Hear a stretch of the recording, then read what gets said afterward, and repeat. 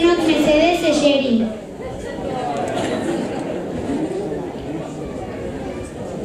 Ikaina benetan, indarrak hartu ditugu eta jarraitu egingo dugu bidaiarekin.